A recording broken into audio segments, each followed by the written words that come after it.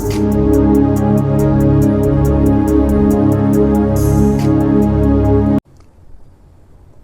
ప్రభువును మన రక్షకుడు అయిన యేసుక్రీస్తు నామమున అందరికీ వందనాలండి. దేవునికి స్తోత్రాలు.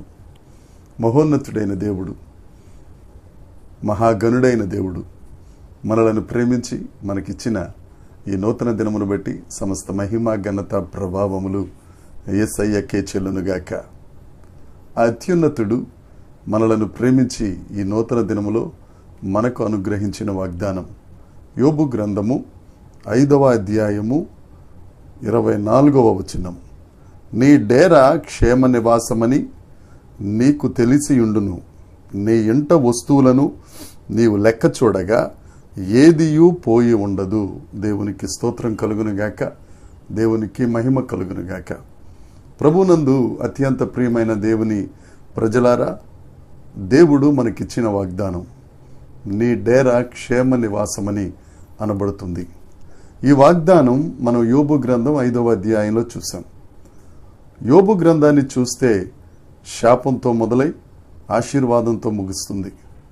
యోబు గారి జీవిత చరిత్ర మనందరికీ తెరిచిన పుస్తకమే. ఎన్ని కష్టాలు పడినా దేవుని యందు నమ్మకం ఉంచగా దేవుడు ఆయనను రెండంతలుగా ఆశీర్వదించారు.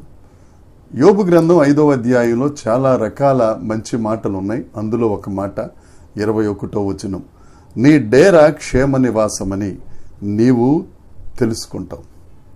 ఇంగ్లీష్లో ఉంటుంది టాబర్నెకల్ ఆఫ్ పీస్. క్షేమ నివాసము, శాంతి నివాసము, సమాధాన నివాసము అని పేరు.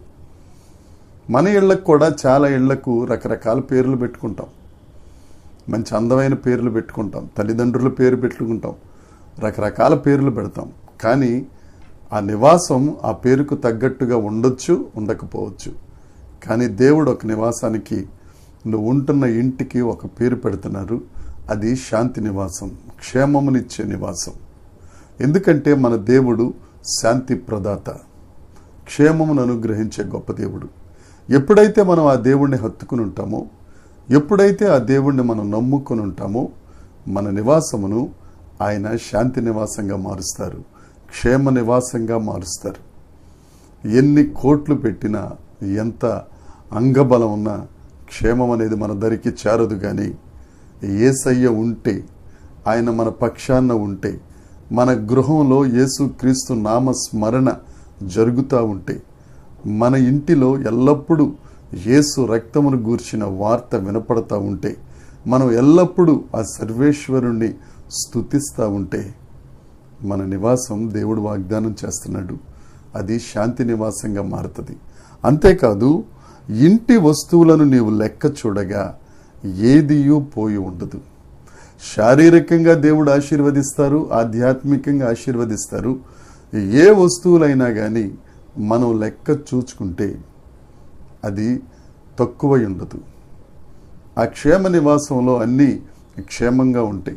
నీ ఆధ్యాత్మిక జీవితం క్షేమంగా ఉంటుంది, నీ శారీరక జీవితం క్షేమంగా ఉంటుంది.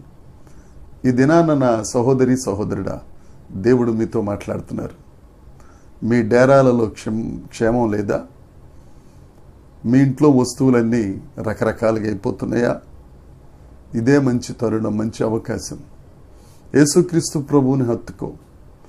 ఆ యేసయ్య నీలో ఉంటే, ఒకవేళ ఇప్పటిదాకా నీ డేరాలో క్షేమం లేకపోవచ్చు, సుఖం లేకపోవచ్చు, శాంతి లేకపోవచ్చు, సమాధానం లేకపోవచ్చు.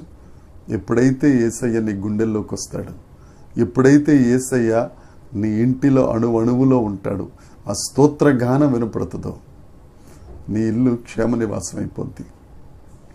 ఇప్పుడు దాకా నీ సంపాదన చిల్లు సంచిలో వేసినట్లు, లేకపోతే చిరిగిపోయిన జేబులో వేసినట్లు అయిపోతుందా?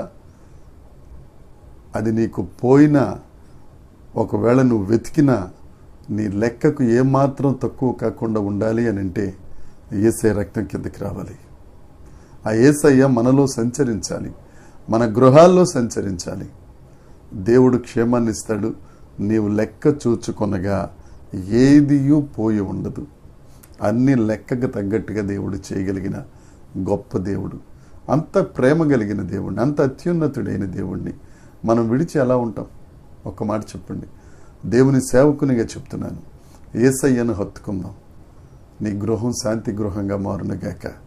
నీవు లెక్క చూచుకొనగా ఏది పోయి ఉండకుండానుగాక. దేవుడు ప్రతి ఒక్కరిని ఆశీర్వదించునుగాక. దేవుడి మాటలు మనందరి వినికిడిలో దీవించి ఆశీర్వదించి ఫలభరితము చేయనుగాక. ఆమేన్. ప్రార్థన. పరలోకమందున్న మా తండ్రి పరిశుద్ధుడా, మీకు స్తోత్రాలు ప్రభువా, మీకు వందనాలు. యోబు గ్రంథం 5వ అధ్యాయం 21వ వచన వాగ్దానం ఈ దినపు వాగ్దానంగా మీరు మాకు అనుగ్రహించారు. ఎప్పుడైతే ప్రభువా మీతో మేము అన్యోన్య సహవాసం కలిగి ఉంటామో మా డేరాల్లో క్షేమం ఉంటుంది. మా ఇంట వస్తువులు లెక్క చూచుకొనగా ఏది తక్కువై ఉండదు ప్రభువా.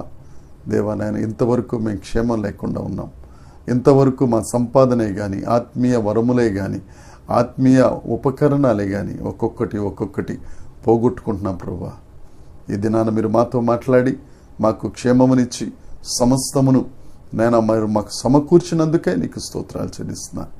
నీ నామ మహిమార్థమే మేము బ్రతకగలుగుటకు కృప దయచేయమని, మీరే మహిమ పొందుమని మా ప్రాణప్రియుడు మా రక్షకుడి యేసుక్రీస్తు నామమున ప్రార్థించి అడిగి వేడుకొనుచున్నాము తండ్రి. ఆమేన్. దేవుని కృప మనందరికీ తోడై ఉండునుగాక. ఆమేన్, ఆమేన్, ఆమేన్.